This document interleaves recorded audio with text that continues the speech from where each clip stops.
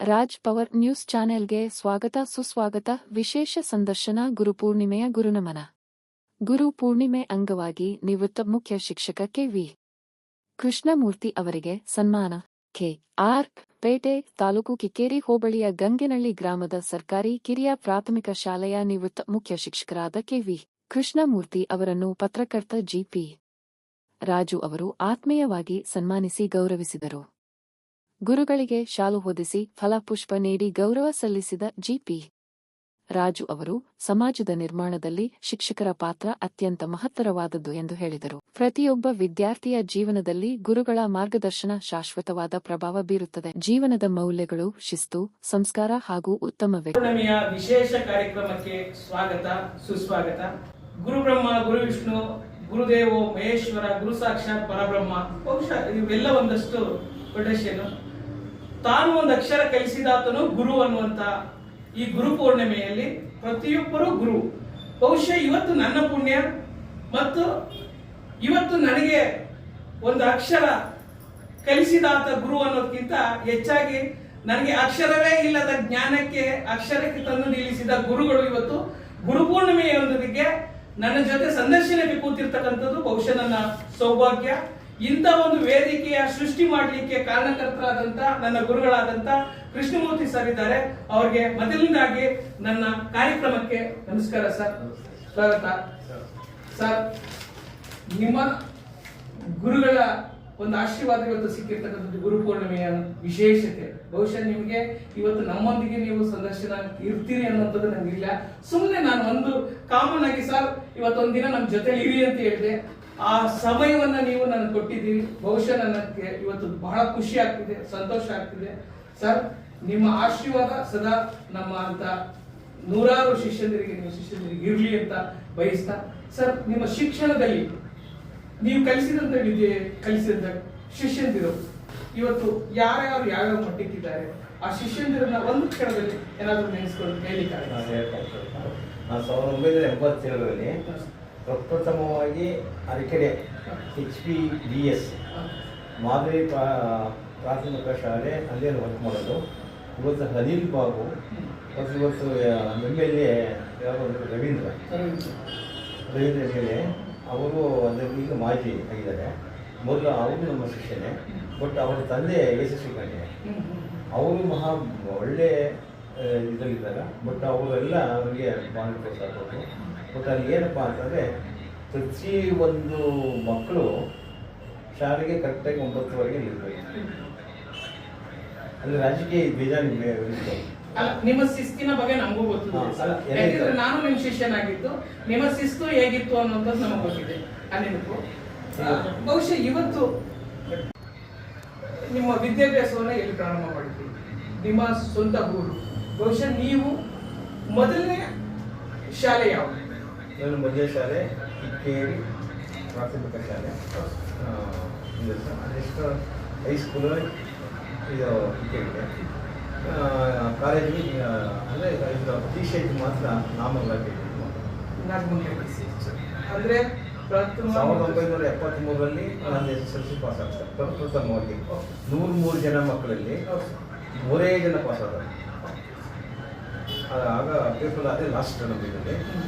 ಹಿಂದೆ ಇದ್ದದೆಲ್ಲ ನಮಗೆ ಇದು ಪಾಠ ಅಂತ ಬರ್ತಿತ್ತು. ನಮ್ಮ ಪಾಠ ಇರಲಿಲ್ಲ. ಸಬ್ಜೆಕ್ಟ್ ಬಂದದ್ದು ನಮ್ಮ ಇದರಲ್ಲಿ 1973ರಲ್ಲಿ ಪ್ರಪ್ರಥಮವಾಗಿ ಅವತ್ತೇ ಇನ್ನೊಂದು ಏನಪ್ಪ ಜ್ಞಾಪಕ ಅಂತಂದರೆ ಕನ್ನಡ ಇದು ಮೈಸೂರು ರಾಜ್ಯ ಹೋಗಿ ಕರ್ನಾಟಕ ರಾಜ್ಯ ಅಂತ ಬಂದಂತಹ ದಿವಸ ಅದೊಂದೇ ನಮಗೆ ಒಂದು ಏನು ಅಂದರೆ ಮೈಸೂರು ರಾಜಧಾನಿ ಆಗಿದ್ದಾಗ ನಾವು SSLC ನಾನು 1973ರಲ್ಲಿ ಇದು ಕರ್ನಾಟಕ ರಾಜ್ಯ ಅಂತ ಹೆಸರು. ಬಟ್ ನಿಮ್ಮ ನೆನಪಿಗೆ ಇರುವಂಥದ್ದು ಒಂದು ಬದಲಾದ ದಿನಗಳು. Okay sir. ಸರ್ ನೀವು TCH ನಾಮಂಗಲ ಅದೇ ಗೌರ್ಮೆಂಟ್ ಇನ್ಸ್ಟಿಟ್ಯೂಟ್ ಆಫ್ ಅಂದರೆ ಟೀಚರ್ಸ್ ಟ್ರೈನಿಂಗ್ ಇನ್ಸ್ಟಿಟ್ಯೂಟ್ ಅಂತಿದೆ ಗೌರ್ಮೆಂಟ್. ಇದು ನಾಮಂಗಲ ಮಾಡೋದು. ಆವಾಗ ಏನಪ್ಪ ಅಂದರೆ ಟೀಚರ್ಸ್ಗಳಿಗೆ ಅಂದರೆ 157 ಸೆಂಟಿಮೀಟರ್ ವ್ಯಕ್ತಿ ಇದ್ದರೆ 147 ಮೇಲಿರಬೇಕು. ಯಾರು ಶಿಕ್ಷಕರಾಗಬೇಕು ಅವ್ರ ಹುಡುಗಿಗೆ ಅವಕಾಶ ಇರೋದಿಲ್ಲ. ಆ ಥರ ಅವಕಾಶ ಇತ್ತು. ಬಟ್ ಈಗ ಎಲ್ಲರಿಗೂ ಅದು ಅವಕಾಶ ಇದೆ. ಸರ್, ಅವತ್ತಿನ ಒಂದು ಎಜುಕೇಶನ್ ಮಾಡೋಕ್ಕೆ ಸಾಮರ್ಥ್ಯ ಬಹುಶಃ ಅವತ್ತಿನ ಇಂಥ ಒಂದು ಎಜುಕೇಶನ್ ಕೊಡಿಸುವ ಶಕ್ತಿ ಕೂಡ ಕುಟುಂಬದಲ್ಲಿತ್ತು ಇರಲಿಲ್ಲ. ಯಾಕೆಂದರೆ ಅವಾಗ ನಮಗೆ ನಮ್ಮ ತಾಯಿ ಒಬ್ಬರೇ ಪೂರ್ತಿಯಾಗಿ ನಾವು ಎದೆ ಕಟ್ಟಿಬಿಟ್ಟೆ ಮುಂದಕ್ಕೆ ನಾವು ಹೋಗಬೇಕಾಯ್ತು. ಅವತ್ತು ಮಂತ್ಲಿ ಫೀಸ್ ಎಷ್ಟಪ್ಪ ಅಂತಂದರೆ ನಮ್ಮ ಫೀಸ್ ಸ್ಕೂಲ್ಗೆ ಇರಲಿಲ್ಲ. ಬಟ್ ಅಲ್ಲಿ ಮಕ್ಕಳಿಗೆ ಫೀಸ್ ಏನು ಹೇಳ್ತಾರೆ ಊಟದ ವಯಸ್ಸಿಗೆ 42 ರೂಪಾಯಿ ಒಂದು ತಿಂಗಳು ಬರ್ತಾಯಿತ್ತು. ಬಟ್ ಅಲ್ಲೇನಪ್ಪ ಅಂದರೆ ಎಲ್ಲ ಡಿವೈಡ್ ಮಾಡೋದು. ಒಂದು ಸಾರಿ 35 ರೂಪಾಯಿ ಬರೋದು, 42 ರೂಪಾಯಿ ಬರ್ತಾಯಿತ್ತು. ಆ 42 ರೂಪಾಯಿ ಸಂಪಾದನೆ ಮಾಡಬೇಕಾದ್ರೆ ಅಷ್ಟೇ ಕಷ್ಟ ಆಯಿತು. ಈಗ ಬೆಳಿಗ್ಗಿಂದ ಸಾಯಂಕಾಲ ಅವತ್ತು ಶನಿವಾರ ಭಾನುವಾರ 2 ದಿವಸ ರಜೆ ಹಾಕ್ಬಿಟ್ಟು ಬಂದಾಗ ಮಾತ್ರ ನಮ್ಮ ತಾಯಿ ಜೊತೆಗೆ ಏನೇನು ಕಟ್ಬಿಟ್ಟು ಆಗ ಅದು ಬಂದಂಥ ದುಡ್ಡನ್ನು ನಾವು ಇದು ಫೀಸ್ ಉಪಯೋಗಿಸ್ತೇವೆ. ಸರ್, ನಿಮಗೆ ಶಿಕ್ಷಕರಾಗಿ ಜಾಬ್ ಸಿಕ್ಕಿದೆ ಎಷ್ಟು ಇಸ್ವಿ ಸರ್? 1982. 1982. 73ರಲ್ಲಿ SSLC ಪಾಸ್ ಆಯಿತು. 74 ಹೋಗೋಕ್ಕಾಗಿಲ್ಲ, 75 ಹೋಗೋಕ್ಕಾಗಿಲ್ಲ. ಏಕೆಂದರೆ ಅವತ್ತಿನ ಹಣ ಅಮೌಂಟ್ ಇತ್ತು. ನಾನು ಸೈನ್ಸ್ ಮಾಡಬೇಕು ಅಂತಂದರೆ ಇದು PUC ಹೋಗಬೇಕು ಅಂದರೆ 1 ಇಯರ್ ಇತ್ತು. ಹೋಗಬೇಕು ಅಂತಂದರೆ ಕೇವಲ ಪಾಸ್ಗೆ 50 ಪೈಸೆ ಮಂತ್ಲಿ, ಅದಕ್ಕೆ ಅವಕಾಶ ಇರೋದಕ್ಕೋಸ್ಕರ ನಾನು ಎಜುಕೇಷನ್ 2 ವರ್ಷ ಕಟ್ಟಾಗಿ 75ರಲ್ಲಿ ನಾನು ನಾಮಕರಣವಾಗಿ 77 ಕಂಪ್ಲೀಟ್ ಮಾಡಿಸಿದೆ. 82 ಸಿಗ್ತಾವೆ. ಅಲ್ಲಿವರೆಗೂ ಭಾಳ ಕಷ್ಟ ಆಗ್ತದೆ. ಆಮೇಲೆ ಏನೇನೋ ಮಾಡಿಕೊಂಡು ಹೋಗಿ ಫಸ್ಟ್ ಪಾಠ ಮಾಡ್ತಾ ನಮ್ಮದೇ ಪಾಠ ಮಾಡಿಕೊಂಡು ಇವತ್ತು ಏನು ಸೀತಾರಾಮ ಅಂತ ಹೇಳಿ ಅಲ್ಲಿ ನಾವು ಟ್ಯೂಷನ್ ಮಾಡ್ತಾಯಿದ್ದೋ. ಆಮೇಲೆ ಕಲಿಕೆಯಲ್ಲಿ ಟ್ಯೂಷನ್ ಮಾಡಿಬಿಟ್ಟು ಕೊನೆಗೆ ಏನಪ್ಪ ಅಂದರೆ ನನಗೆ ಇದು ಸೈಕಲ್ ಹಾಕ್ಕೊಂಡು ಮಂಗಳೂರು ಹೋದೆ. ಮಂಗಳೂರಲ್ಲಿ ಏನಾಯಿತು ಅಂದರೆ ಒಬ್ಬರು ಆಗ ಇದು ಎಷ್ಟಪ್ಪ ಅಂತಂದರೆ 100 ರೂಪಾಯಿ ಅಷ್ಟೇ. ಕಮಿಟಿ ಮೆಂಬರ್ ಅಂತ ಇದ್ದರು. ಕಮಿಟಿ ಮೆಂಬರ್ನಲ್ಲಿಗೆ ಅವ್ರಿಗೆ 100 ರೂಪಾಯಿ ಕೊಡೋಕ್ಕೆ ಶಕ್ತಿ ಇದೆ. ನನಗೆ ನಾಟ್ ಸೆಲೆಕ್ಷನ್ ಅಂತ ಒಂದಾಯಿತು. ನೆಕ್ಸ್ಟು ಶಿವಮೊಗ್ಗ, ಮೈಸೂರು, ಇದು ಚಿಕ್ಕಮಗಳೂರು ಇಂಥಕ್ಕೆಲ್ಲ ಆಗ್ತವೆ. ಮೊದಲು ಏನು ಮಾಡೋದು, ಶಿವಮೊಗ್ಗ ಇದ್ದರೆ ಇಂಟಿಗೆ ಹೋದಾಗ ಈಗ ಜ್ಞಾಪಕ ಇದೆ, ನೀವು ಮಂಡ್ಯದವರು ಅದಕ್ಕೆ ನಮ್ಮ ಶಿವಮೊಗ್ಗದಲ್ಲಿ ಅಂದರೆ ಮಂಡ್ಯ ಅಂದರೆ ಇಂಡಿಯಾ ಅಂತ ಇಟ್ಕೊಂಡ್ಬಿಟ್ಟಿದ್ರು. ಅಷ್ಟು ಭಯ ಆಯಿತು. ಆಗ ಅವರಿಗೆ ಅಪಾಯಿಂಟ್ಮೆಂಟ್ ಕೊಡಲಿಲ್ಲ. ಕೊನೆಗೆ ನನಗೆ 82ರಲ್ಲಿ ಲೋಕಲ್ ಕ್ಯಾಂಡಿಡೇಟ್ ಕೆಲಸ ಮಾಡಿಕೊಂಡು 85ರಲ್ಲಿ ಹಾಗೆ ನಮ್ಮ ಶ್ರೀಮಾನು ಬಡ್ಡಿ ಸಿದ್ದೇಗೌಡರ ಸಹಾಯ ಆಗ್ತಿದ್ದ ನನಗೆ ಆಮೇಲೆ ಅವ್ರು ಪುನಃ ಅಲ್ಲಿಗೆ ಹಾಕಿಸ್ಕೊಂಡು. ಯಾಕೆಂತಂದರೆ ಅಲ್ಲಿ ನನಗೆ ಭಾರಿ ಬೇಡಿಕೆ ಇದಾಯಿತು. ಆವಾಗ ಇದರಲ್ಲಿ ಸೆಲೆಕ್ಷನ್ ಇದು ನೇಮಕಾತಿ ನೇಮಕಾತಿ ಅವಾಗ ಏನು ಮಾಡಿದ್ರು, ಮೊದಲು ಅತಿಥಿ ಶಿಕ್ಷಕರಿಗೆಲ್ಲ ಇದು ಇದಕ್ಕೆ ಏನು ಹೇಳ್ತಾರಪ್ಪ ಅಂದರೆ ಟೆಂಪ್ರವರಿ ತಗೊಂಡಿದ್ರು ಅಂಥವ್ರಿಗೆ ಮೊದಲೇ ಆದ್ಯತೆ. ಲೋಕಲ್ ಕ್ಯಾಂಡಿಡೇಟ್ ಅಂತ ಲೋಕಲ್ ಕ್ಯಾಂಡಿಡೇಟ್ಗೆ ಮೊದಲು ಆದ್ಯತೆ ಅಂದಾಗ ಆಗ ನಮ್ಮ ಇಲ್ಲಿಯ DDPಯವರು ಹೇಳ್ಕೊಂಡು ಒಂದು ಕ್ಯಾಬಿನೆಟ್ ಹಾಕಿದ್ರು. ಕೊಟ್ಟಿಲ್ಲ ಅಂದ್ಕೊಂಡು ನಮ್ಮ ಬಡ್ಡಿ ಸಿದ್ದೇಗೌಡರು ಆಗ ಗೃಹ ಸಚಿವರಾಗಿದ್ದರು. ಅವ್ರು ಏನು ಮಾಡೋದು, ಇಲ್ಲ ಈ ಮಗುನ ನಮಗಿಲ್ಲ ಅಂತ ಹೇಳಿ ಪುನಃ ಅವರಿಗೆ ನನಗೆ ಹಾಕಿಸ್ಕೊಂಡು ಅಲ್ಲೇ ನಾನು 17 ವರ್ಷ ಕೆಲಸ ಮಾಡಿದೆ. ಅಲ್ಲಿಂದ ಮ್ಯೂಚುವಲ್ ಆಗಿ ಅದು ಬರೋಕ್ಕೆ ಗೊತ್ತಿದ್ದಿಲ್ಲ. ರಮಾಬಾಯಿ ಅಂತ ಅನ್ನೋ ಕಡೆಯಿಂದ ನನಗೆ ಗಂಗೆಗಳಿ ಕೊಟ್ಟರು ಅವ್ರು ಮೀಟಿಂಗ್. ಅಲ್ಲಿ ಇದು ಮಾಡಿದಾಗ ನಮ್ಮ ಇಲ್ಲಿದ್ದರು ಮಾಸ್ಟರು ಅದು ಆಗ ಸಹಾಯಕ ಶಿಕ್ಷಣಾಧಿಕಾರಿಗಳು ಅಂತಿದ್ರು. ಇದು ಅದನ್ನು AIO ಬಗ್ಗೆ ಈಗ BO ಅಂತ ಬರ್ತಾರೆ. ಆಗ ಅವ್ರು ಏನು ಮಾಡಿದ್ರು, ಅಲ್ಲಿ ಬೇಡಪ್ಪ ಅಂದ್ಕೊಂಡು ಹೈಕೇರಿಗೆ ಹಾಕೋದು. ಹೈಕೇರಿಯಲ್ಲಿ ಅಲ್ಲೊಂದು 8 ವರ್ಷ ಕೆಲಸ ಮಾಡಿ ಅಲ್ಲಿಂದ ನನಗೆ ಪುನಃ ಮಕ್ಕಳು ಕಮ್ಮಿ ಆಗೋದು ಅಂದ್ಕೊಂಡು ಪೋಸ್ಟಿಂಗ್ ಜಾಸ್ತಿ ಆಯಿತು. ಕಳಿಕೆರೆ ಹಾಕೋದು. ಕಳಿಕೆರೆಗೆ ಹೋದ 2-3 ವರ್ಷಕ್ಕೆ ನನಗೆ ಪ್ರಮೋಷನ್ ಆಗಿ ಇದು ಬೇವನಹಳ್ಳಿ ಮಂದಿಗೆರೆ ಪಕ್ಕ ಬೇವನಹಳ್ಳಿಗೆ ಮುಖ್ಯ ಶಿಕ್ಷಕರಾಗಿ ಕೆಲಸ ಮಾಡಿದೆ. ಅಲ್ಲಿ 11 ವರ್ಷ ಕೆಲಸ ಮಾಡಿದೆ. ಒಟ್ಟು ನನ್ನ ಸೇವಾ ಅವಧಿ 34 ವರ್ಷ 7 ತಿಂಗಳು. 34 ವರ್ಷ 7 ತಿಂಗಳು ಕೆಲಸ ಮಾಡಿ ನನ್ನ ಇದರಲ್ಲಿ ಯಾವುದೋ ಒಂದು ಇಲ್ಲ ನೆಮ್ಮದಿಯಾಗಿ. ಸರ್, ಈಗ ನಿಮ್ಮ ಶಿಷ್ಯಂದಿರು ಎಷ್ಟಾದರೂ ಗೊತ್ತಿರ್ತಕ್ಕಂಥದ್ದು ಯಾವ ಥರ ಜಾಬ್ ಇಲ್ಲ ನಿಮ್ಮ ಶಿಷ್ಯಂದಿರು ಈಗಲೂ ನಿಮ್ಮ ಕಾಂಟ್ಯಾಕ್ಟಲ್ಲಿ ಇರ್ತಾರೆ? ಒಂದು ಸುಮಾರು ಜನ ಇದ್ದಾರೆ. ಅದರಲ್ಲಿ ಅನಿಲ್ ಬಾಬು, ಉಮೇಶ್, ಆಮೇಲೆ ಲೋಕೇಶ್, ಅದರಲ್ಲಿ ಪುಷ್ಪಲತಾ ಅಂತ ಒಬ್ಬರಿದ್ದಾರೆ. ಇನ್ನೊಬ್ರು ಯಾರು ಸುಮಾರಿದ್ದಾರೆ. ಅದರಲ್ಲಿ ಜಾಸ್ತಿ ಅವರೆಲ್ಲ ಒಳ್ಳೊಳ್ಳೆ ಎಜುಕೇಷನ್ ಆಗಿ ಅವರು ಮೊನ್ನೆ ಅಂದರೆ 1900 ನನಗೆ 2002ರಲ್ಲಿ ಇದೇ ಸಂವತ್ಸರದಲ್ಲಿ ನನಗೆ ಜನಮೆಚ್ಚು ಶಿಕ್ಷಕ ಒಂದು ಪ್ರಶಸ್ತಿ ಬಂತು. ಆಗ ನಾನು ಬೇರೆಯಲ್ಲಿ ಏನಿದು ಐಕ್ಯದಲ್ಲಿ ಕೆಲಸ ಮಾಡ್ತಾ ಇದ್ದೆ.